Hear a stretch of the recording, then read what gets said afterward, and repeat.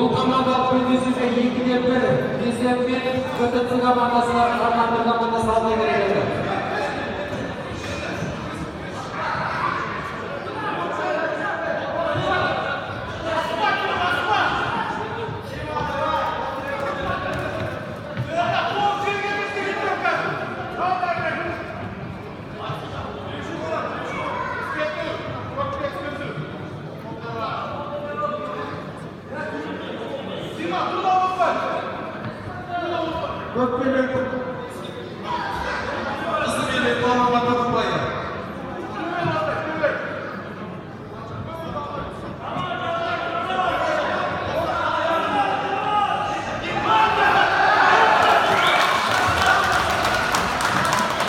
Бұл белдесуде таза жеңіске 20 секундта Ермекбаев Тимур жеңіске жетті.